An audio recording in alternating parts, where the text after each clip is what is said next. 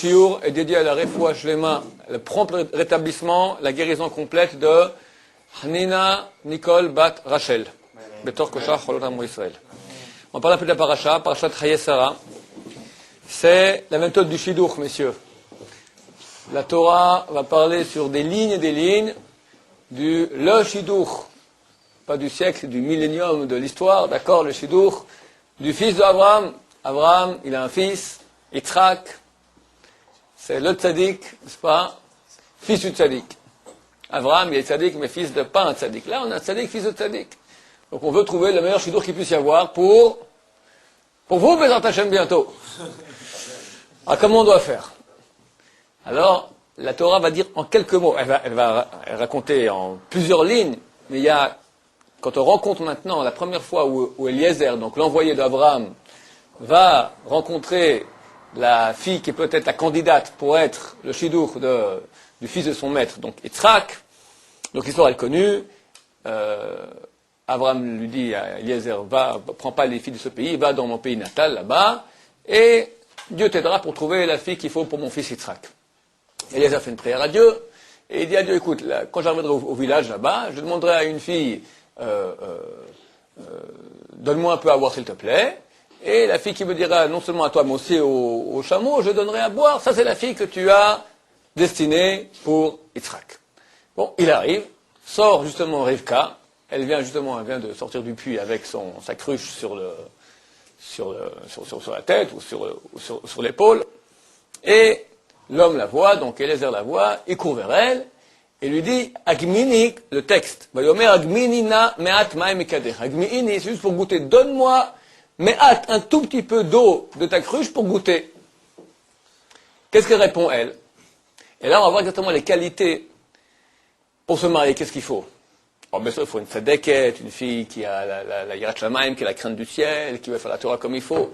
Mais l'essentiel, messieurs, ça nous concerne aussi parce que c'est réciproque, c'est pas que la fille qui doit être bien, c'est l'homme aussi, hein, il doit être à la même hauteur. Les midot. Midot, ça veut dire les qualités d'âme dans la relation avec l'autre. Et là, la Torah va nous montrer, je trouve, sincèrement, j'ai préparé là un peu le cours, c'est extraordinaire. Chaque mot ici est plein d'enseignements sur les qualités d'âme, du respect de l'autre, du kavod. Honorer l'autre avec le grand A, parce que Dieu se trouve dans l'autre. L'autre, c'est Dieu, mais l'autre, il est aussi en face de moi. Tu es déjà en face de moi de quelqu'un à l'image de Dieu.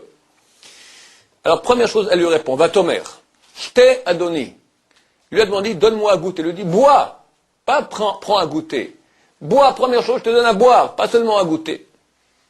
Va Temaher, rapidement, pour pas la mettre mal à l'aise. Parce qu'elle est maintenant elle a un jerrycan, d'accord, une cruche, c'est combien? C'est 10-20 litres. Un jerrycan de 20 litres. Alors elle peut lui donner maintenant, tiens, elle lui verse comme ça de là-haut. Pas du tout. Rapidement, elle le descend. Elle peut le descendre où? Elle peut descendre par terre. Tiens, prends, serre-toi. Ça se fait pas. C'est un manque de kavod. Alors, elle va descendre, elle va mettre sur son genou pour lui donner, comme ça, que lui, il va un peu s'accroupir et il va boire. Genou, c'est pas de sa noix. Ça se fait pas, montrer un genou, ou même sous la robe, c'est pas très pudique. Alors, la Torah dit, va t'aimer rapidement, va t'ored kada aliada. Elle a descendu la cruche sur sa main. Alors, vas-y, tiens maintenant un jerrycan de 20 litres pour donner à boire à quelqu'un. Alors, je veux dire, tiens, prends-le. Va tashkeu, elle lui donne à boire. C'est pas, elle lui dit, prends, et il boit lui-même. Elle lui donne à boire. C'est-à-dire qu'elle, non seulement, elle tient comme ça, mais, et le Or HaMakadosh précise, c'est pas que lui, maintenant, il s'est approché du jerrycan. Elle approche le jerrycan vers lui. C'est elle qui lui donne à boire. Donc ici, on voit une finesse dans chaque petit détail. Donc, elle lui donne à boire. Vatechal ashkoto. Elle arrêta de lui donner à boire.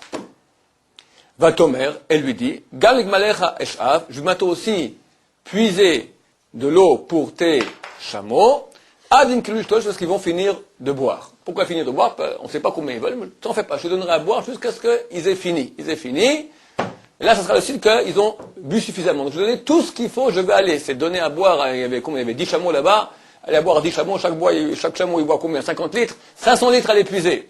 C'est joli. Elle peut dire, j'ai fait la moitié, 100 litres, 200, 300 litres, fatigué, jusqu'à ce que les chameaux soient désaltérés. Maintenant, ici, il y a un digdouk que fait le Or HaMakadosh. Il dit, Vatechal Ashkoto, elle arrêta de lui donner à boire. Et seulement après, elle lui dit, je vais aussi donner à tes chameaux. Elle aurait pu dire tout de suite, tiens, bois, et je vais aussi donner à tes chameaux. Manque de finesse. Pourquoi? Non, pas je te compare aux chameaux. Manque de finesse. Moi, je viens maintenant. La jeune fille, elle descend, je vois déjà, elle fait un effort, elle tient dans sa main comme ça les jerrycans de 20 litres. Et puis, déjà, je suis un peu malade. Je lui donne-moi un peu goûter à boire. Elle me donne déjà tout le jerrycan pour boire. Tiens, bois, tant que tu as besoin. Elle me dit après, je vais aussi donner boire à tes chameaux. Ah, moi, je suis très gêné. Qu'est-ce que je fais? Je bois vite. Je bois de travers. Je m'arrête au milieu de ma boisson parce que je ne veux pas la mettre. Elle a encore 500 litres à l'épuiser. Elle la finesse. Donc, tiens, bois. C'est pour toi. Prends tout ton temps. Après, moi, j'ai fini mon boulot. Alors, lui, il boit à l'aise. Après seulement, quand déjà il a fini, elle lui dit, ok, maintenant aussi tes chameaux, pour pas mettre mal à l'aise quand il boit. On voit qu'il a fini de boire. C'est marqué, Vatechal Ashkoto, elle a arrêté de lui donner à boire, va Tomer, et Allah elle lui a dit, je donnerai aussi à tes chameaux. Maintenant, un peu de dialogue supplémentaire, Vatechal Ashkoto, le Ochaim HaKadosh il dit, Vatechal c'est elle qui a arrêté de lui donner. C'est pas marqué que Vayechal, lui il a arrêté de boire. Elle a arrêté de lui donner. C'est pour nous dire que c'est elle qui lui donnait, et non lui qui a fait le mouvement d'aller, c'est elle qui lui a amené le jerrycan près de la bouche. Je voulais rajouter une petite chose personnelle que je trouve aussi, Bérat Hashem si c'est pas faux.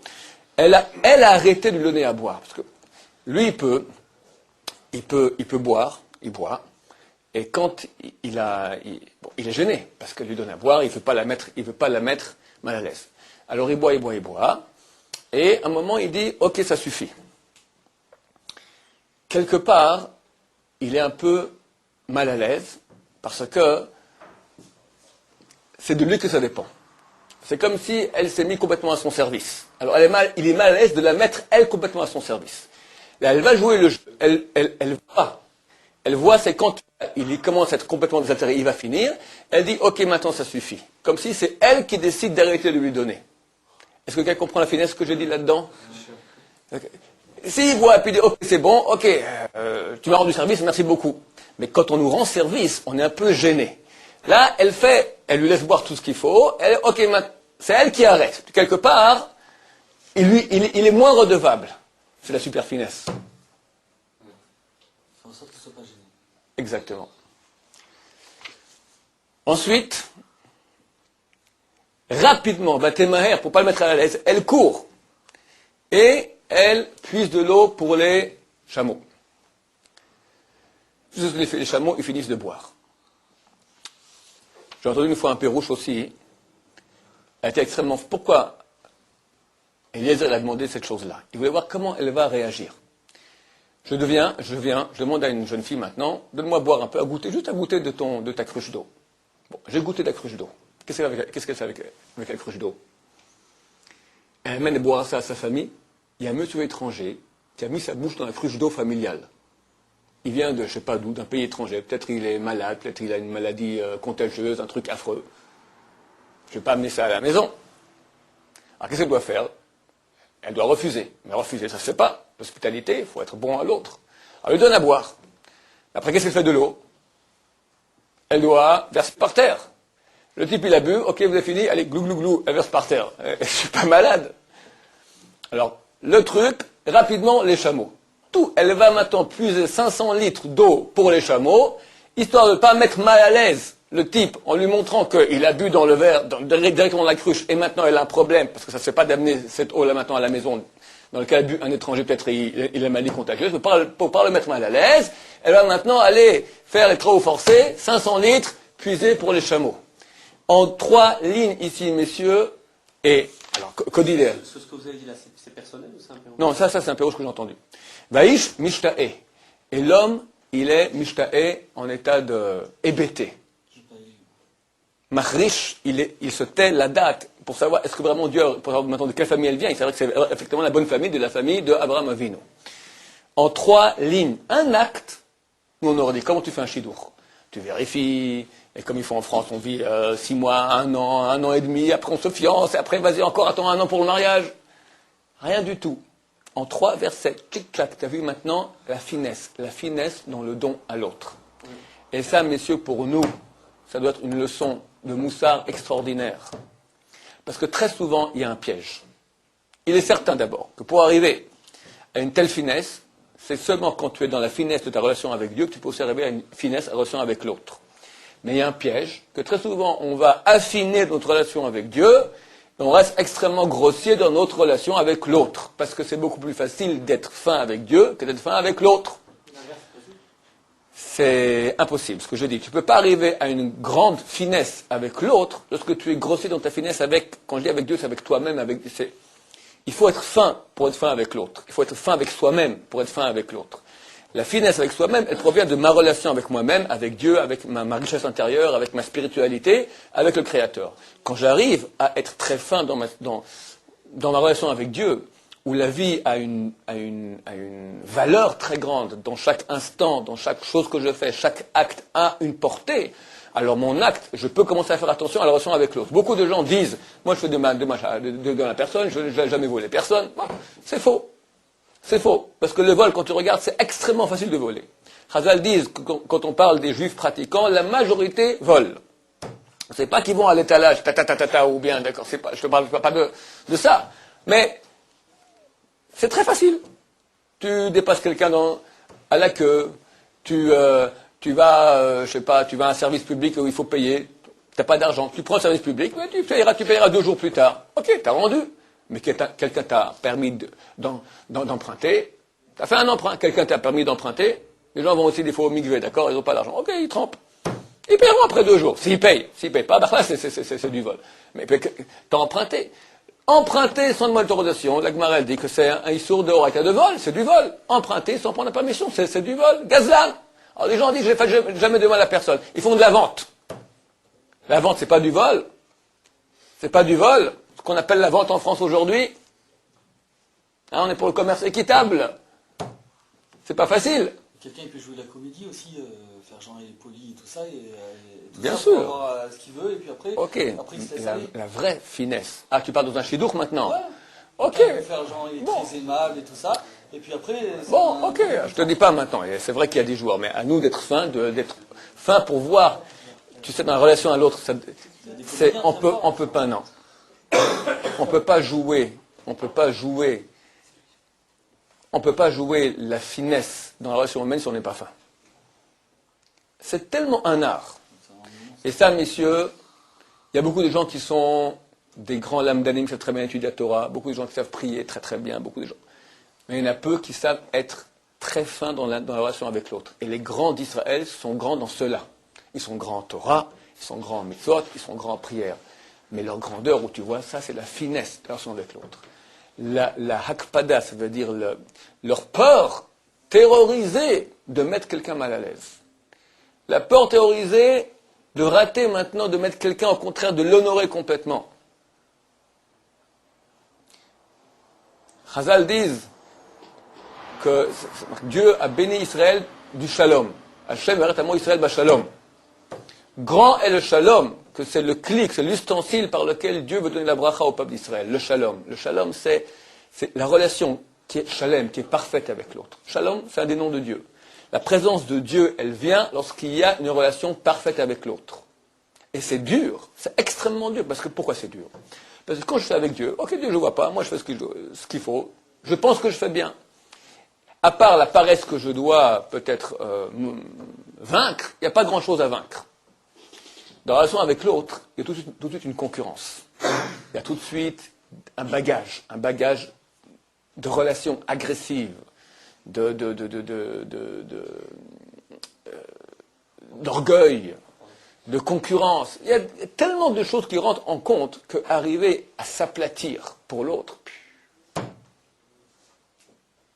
Et combien la Torah, elle met en piédestal cette chose-là. On voit, les 3 anges viennent voir Abraham Avinu. Abraham Avinu, à cette époque-là, il a 99 ans. Et il est stérile. Il a eu un enfant avec sa servante Hagar. Mais de sa femme chérie, Sarah, il n'a toujours pas d'enfant. Sa femme... Oui, il n'a pas d'enfant avec ce que j'ai précisé. Il n'a pas d'enfant avec sa femme, Sarah. Sarah a à l'époque 89 ans. Et imaginez l'amour qu'a Abraham Avinu avec Sarah. Abraham Avinu, c'est un gros calibre. avec Sarah. Sarah signifie princesse. C'était une princesse, une reine. Abraham est un roi et est une reine. Ça fait des années qu'ils prient pour avoir un enfant. Ils ont quitté leur pays ensemble, ils ont galéré, ils sont allés en Égypte ensemble, ils sont revenus ensemble, toujours main dans la main. Abraham et Sarah, c'est le prototype de l'union. De l'union, et surtout quand il y a de la souffrance. Quand il y a de la souffrance, alors ça unit beaucoup. Hélas, d'accord, c'est dans une étude de combat. Alors il y a une chose qui s'appelle le gibouche. Gibouche, c'est on leur fait 2-3 jours d'entraînement intensif.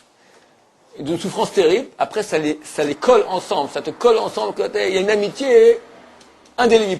Et quand on a vécu des choses ensemble qui sont dures, ça te donne une amitié très grande. Abraham et Sarah ont vécu très difficilement, une vie difficile, ils n'ont pas d'enfants, ils prient tous les jours, ils espèrent. 2 fois, Sarah se fait kidnapper par le roi du pays dans lequel ils vont visiter. Abraham, il s'est jeté dans la fournaise, dans leur pays natal, etc. Ils ont beaucoup galéré. L'amour qu'ils ont entre les deux, extraordinaire. Extraordinaire. Maintenant, ils n'ont pas 20 ans. Ils ont presque un siècle, d'accord? Donc, pas besoin encore d'aller et réchauffer encore l'amour. L'amour est très grand, et à leur âge, bon, ça va, tout va très bien. Les 3 anges viennent et demandent la question. Première chose qu'ils disent, Abraham, Aye, Sarah Ishtecha, où est ta femme, Sarah? Chazal dit, dans Baba Metzia, page 87, pourquoi ils demandent cette question? Les Chabeba al-Baala, il répond, Abraham, il répond, elle est dans l'attente, elle est pudique. Pour Abraham Avinu, la pudeur, c'est une qualité numéro 1. Pourquoi les anges demandent à Abraham, où est ta femme? Pour faire remarquer encore un peu plus, 1 milliardième en plus, Abraham Avinu, regarde ta femme, quelle reine c'est, elle est pudique. Chazal dit que les 3 anges viennent et vont donner un exemple maintenant. Tu vas rapprocher 2 êtres. Et de quel... On ne parle pas maintenant, tu as fait le Shalom Bayit, ils sont maintenant à la Rabbanout, ils veulent divorcer et tu les réconcilier. Ok, bravo. Ça, tout le monde comprend qu'ils sont en mitzvah. Ils sont super unis complètement, Abraham et Sarah. Ils ont pris un siècle de vie ensemble. Les anges voient qu'on peut encore plus, dans la finesse, dans l'infini du shalom. Shalom, c'est le nom de Dieu. On peut arriver à un shalom, une union entre 2 personnes qui est infinie. C'est une mitzvah énorme. Énorme. Combien Dieu il aime lorsque les gens s'aiment.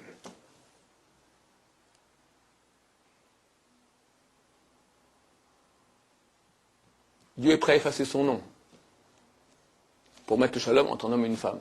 Il y a un interdit de la Torah d'effacer le nom de Dieu. Le vrai nom de Dieu, Yudke Vavke, c'est interdit de le déchirer ou de l'effacer. Celui qui fait cela, il transgresse l'interdit de la Torah. Il y a une mitzvah. Lorsqu'il y a un problème, un homme, il suspecte sa femme de l'avoir trompé, il n'y a pas de preuve. Alors au temple, on l'amenait, on faisait toute une cérémonie pour définir si oui ou non elle avait trompé.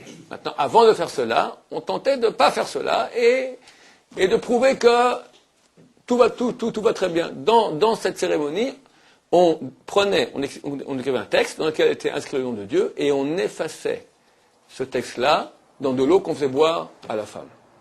Donc on efface le nom de Dieu. Tout le monde pose la question, comment tu peux effacer le nom de Dieu? Dieu est prêt à ce qu'on efface son nom pour mettre la paix entre 2 êtres. La Gemara, elle dit, le premier temple, pourquoi est-ce qu'il a été détruit? Parce qu'il y avait l'assassinat, l'idolâtrie, l'adultère. Le deuxième temple, pourquoi il a été détruit? Parce qu'il y avait sinat rinam, il y avait la haine gratuite, il n'y avait pas de shalom.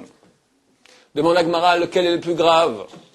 Il regarde, quel temple a été reconstruit, lequel n'a pas été reconstruit. Le premier temple qui a été détruit à cause d'idolâtrie, assassinat, adultère, a été reconstruit.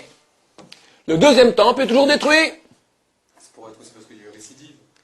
Récidive de quoi? De faute, quoi. On laisse une première fois, ok, on pardonne. Non. Chazal l'ont bien dit. Pourquoi le premier temple a été détruit? À cause des 3 péchés graves. Le deuxième a été détruit à cause de sinat rinam. Et il dit, la Gemara pose lequel est le plus grave, te dit, c'est le deuxième, parce que tu vois que le deuxième n'a pas été reconstruit. Pas à cause de récidive. Ce sont 2 raisons complètement différentes. Pardon? Ils ont fait tchouva, et c'est un ils n'ont pas fait tchouva, c'est tout. Moi, Ok. qu'il était plus long le 2, parce que c'était une faute qui était beaucoup plus dure à réparer. Oui. C'est beaucoup plus dur, effectivement, c'est beaucoup plus dur à réparer, parce que de façon naturelle, on a une concurrence entre nous, c'est pas facile. Et la Gemara dit une chose affreuse, enfin terrible. Achav, c'était la Gestapo à l'époque. Alors, le roi juif, Gestapo anti-religieux. Tout ce qui était Torah, il a brûlé. Il partait en guerre, il gagnait.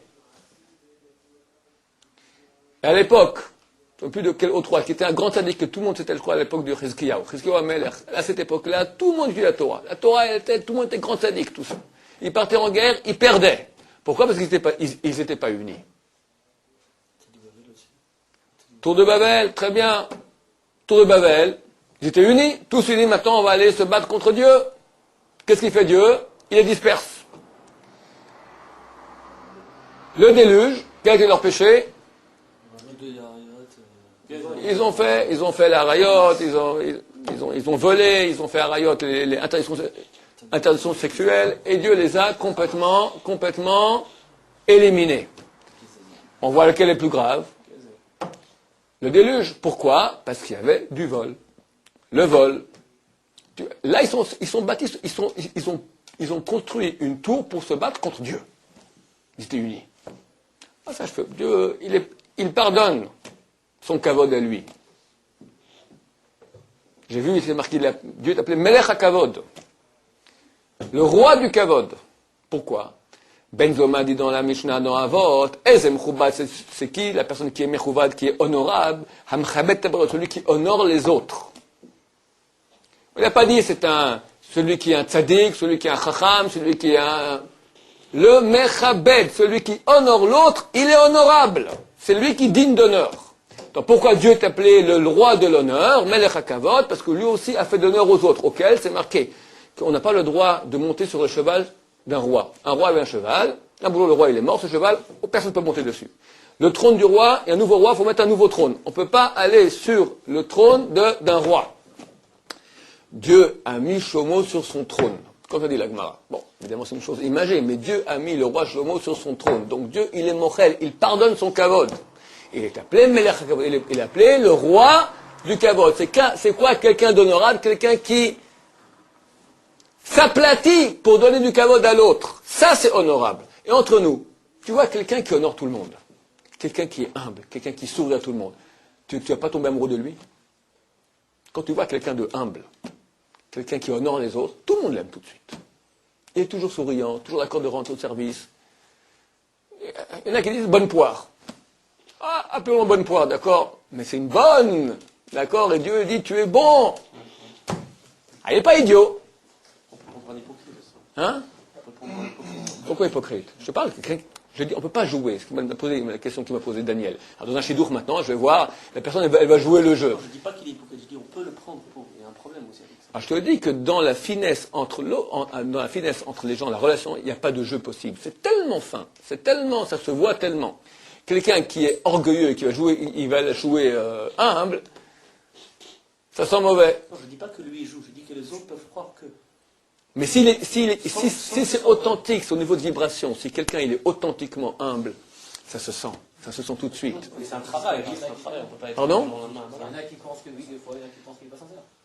Je te dis que dans les relations avec les autres, tu ne peux pas jouer un jeu. Il n'y a pas de jeu. Tu vis en confrontation.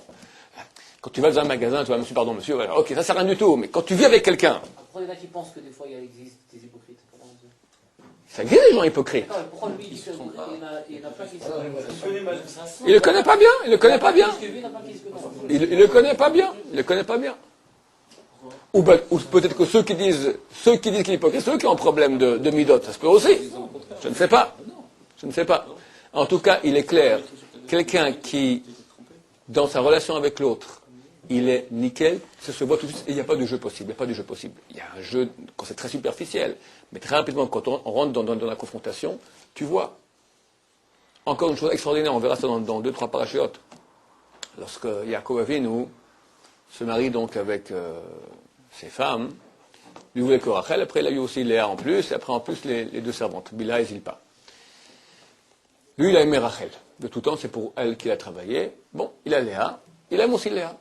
C'est marqué, Vayehav et Rachel Mila. Il a aimé plus Rachel que Léa. Donc il aime Léa. Il aime aussi Rachel. Il aime plus Rachel, mais il aime aussi Léa. Le texte dit, Vayar Hashem kisnoa Léa. Le texte dit que Dieu a vu que Léa était haïe. Alors, je pose la question, ça veut dire quoi? Le texte vient de dire maintenant que Yaakov, il aimait plus Rachel que Léa. Donc il aimait Léa. Bon, il aimait Rachel un peu plus, mais il aimait. Dieu dit, Dieu vit que Léa était haïe, jamais de la vie. Attends, si Dieu dit, il ne se trompe pas. Alors le texte se trompe lorsque c'est marqué que Yaakov a aimé plus Rachel que Léa, donc il a aimé Léa. Le texte ne se trompe pas non plus. Répond Raïm Akadosh, personne n'a vu ça. Ni Léa, elle a senti cela, ni même Yaakov savait cela. Yaakov, pour lui, c'est un amour égal pour les deux. Mais Dieu voit dans le fin fond qu'il y a quand même une petite différence. Elle est tellement, aux yeux de Dieu, pour des personnes de calibre pareil, qui sont les racines de Ham Israël, cette petite différence qu'il y a entre les deux, elle est tellement importante que Rachel reste stérile. Léa, elle a 6 enfants. C'est ça? 6 enfants avant que Rachel ait son premier enfant. Il y aura 12 tribus. Léa, 1 enfant, 2 enfants, 3 enfants. Après ça continue, 4, 5, 6. Les servantes en ont 2 chacune. Lorsque Léa tombe enceinte du 7e enfant, elle se dit quoi? Ma sœur va être pire que les concubines, que les servantes. Chaque servante a fait 2 enfants. On doit avoir 12 en tout. Moi j'ai fait 6. Les 2 servantes ont fait encore 2. Il ne reste plus que 2. Je suis tombé enceinte du 7e. Elle va faire plus qu'un enfant, ma sœur Rachel. Alors elle a prié que cet enfant soit mon fils, c'était Dina. Tout cela pourquoi? Et pauvre Rachel, t'imagines? Elle pleure, elle prie. Pourquoi? Parce que Dieu a vu que une chose que même Léa ne sentait pas, et même pas Yaakov ne sentait. Que Rachel était plus aimée que Léa. C'est-à-dire qu'il y avait une petite haine, un petit quelque chose tout petit, minuscule, qui pour Dieu, aux yeux de Dieu, pour des gens de calibre pareil, intolérable. Rachel tombe enceinte, Baruch Hashem, elle a un enfant qui s'appelle Yosef. Qu'est-ce qu'elle dit? Pourquoi elle appelle Yosef? Ki asaf Elokim et Cherpati. Dieu a assemblé, réuni, a fait rentrer, a fait cacher en quelque sorte, Cherpati ma honte. On aurait dit pourquoi? Elle avait honte de ne pas avoir d'enfant. Sa sœur en 6, les servantes en ont 2, moi elle a 0. Bon, j'ai un jeune enfant qui est né, j'ai plus de honte. Que disent Chazal? Un truc phénoménal. Chazal disent, de quelle honte on parle? Maintenant que l'enfant il est né, le père rentre à la maison et il voit tout à coup une cruche cassée. Tout à coup il voit quelques dattes qui ont été mangées, un peu de chocolat. Il dit, qui a mangé ça? Qui a caché la cruche? Il dit, c'est ton fils. De quelle kherpa, de quelle honte on parle? Que s'ils sont les deux, le mari rentre à la maison, il voit une cruche cassée, il regarde sa femme. Et pourquoi la cruche est cassée? Il peut lui faire une scène de ménage. La cruche, le vase ming, qu'est-ce que j'en sais, d'accord? Un truc de fortune. Ou le pot de sucre, tout bêtement.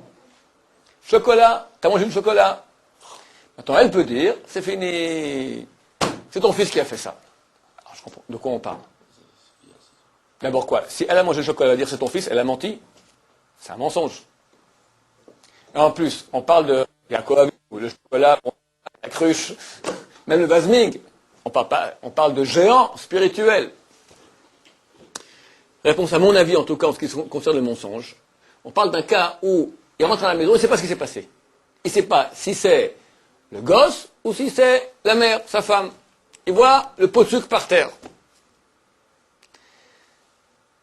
C'est vraiment le fils qui l'a cassé. Mais en attendant qu'il sache ce qui s'est passé, il a tout à coup un petit réveil d'une minuscule petite colère dedans. Peut-être c'est ma femme, elle n'a pas fait attention. Maintenant, lorsqu'il n'y a que la femme, cette minuscule colère, elle peut venir. C'est là. Bon, ce n'est qu'un pot de sucre. Alors, quelqu'un comme Yaakov Avinu, pour lui, ça compte pour rien du tout. Mais néanmoins, lorsque le pot de sucre a été cassé par sa femme, ce petit minuscule colère qu'il peut avoir en lui, ça joue aussi. Maintenant que le gosse, il est né, et que lui, avant qu'il sache que c'est le gosse, il a un doute, il sait que peut-être c'est pas sa femme, c'est peut-être le gosse. Déjà, la colère, elle part vers quelque chose d'autre. C'est un gosse, ok, c'est pas grave. C'est-à-dire que pourquoi Asaf Hashem et Trepati? Pourquoi est-ce que Dieu a caché maintenant ma honte qu'avant, s'il y avait une petite chose qui se cassait, ou bien quelques dates qui ont été mangées, comme dit Chazal, un peu de chocolat qui a été mangé, alors mon mari ne fait pas attention, mais quelque part, dans l'unité totale qu'il doit y avoir entre un homme et une femme, un tout petit quelque chose, elle a mangé le chocolat. On peut pas dire tout simplement qu'elle a honte de ne pas avoir d'enfant par rapport aux servantes. Chazal dit pas ça. Nous, le texte normal, on aurait dit ça, qu'elle a eu honte de ne pas avoir d'enfant. Chazal dit maintenant, elle n'aura plus avoir honte du chocolat qui était mangé. Nous, on ne comprend pas, mais le chocolat, Yaakov, qu'est-ce qu'il en a à faire du chocolat, Yaakov Avinu? Réponse Chazal, il en a à faire. Yaakov en a à faire du chocolat. Oui, monsieur, 1 milliardième de milliardième de milliardième. Et pour Yaakov et Rachel, ce milliardième, il est important. Et pour nous aussi, il doit être important. La relation avec l'autre, elle est dans le milliardième de milliardième. On ne parle pas maintenant de grossièreté. On parle de super finesse. Maintenant que l'enfant, il est né, c'est pas qu'elle a mangé le chocolat, elle va mentir, c'est ton fils qui l'a mangé. Rachel va pas mentir à son mari. C'est le fils qui a mangé le chocolat. Mais avant que Yaakov, il sache, déjà, au moins, il a un doute. C'est peut-être ma femme, c'est peut-être mon fils. C'est pas grave. Le milliardième a été annulé.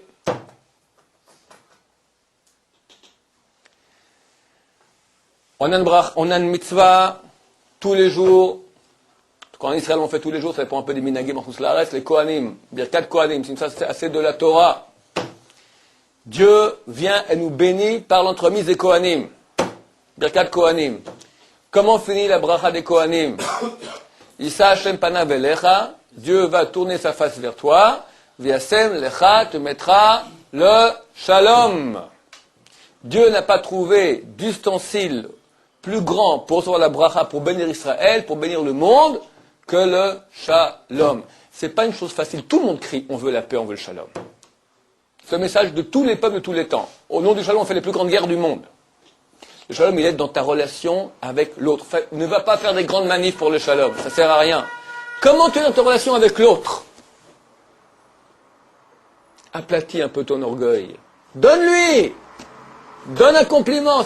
C'est marqué que celui qui montre ses dons à son prochain, c'est comme s'il lui donne un verre de lait. Hein? C'est marqué que c'est... On fait agir moins de muscles pour sourire que pour faire la tête. D'accord? Quand tu veux faire la tête, tu agis plus de muscles. Alors pourquoi fatiguer? C'est tellement facile de sourire. À la fois, c'est tellement dur. C'est tellement dur. C'est-à-dire, je fais attention à l'autre. Faire attention à l'autre. Peut être dans mon monde. Et à l'autre, ok. C'est sa vie, c'est ma vie. L'ouverture vers l'autre. Tout le chidour de la mère du peuple d'Israël, c'est la mère de Yaakov Avinu, se fait sur ces petits points minuscules. Pour nous, un grand moussard de faire attention à cela. Baruch Adonai, Amen.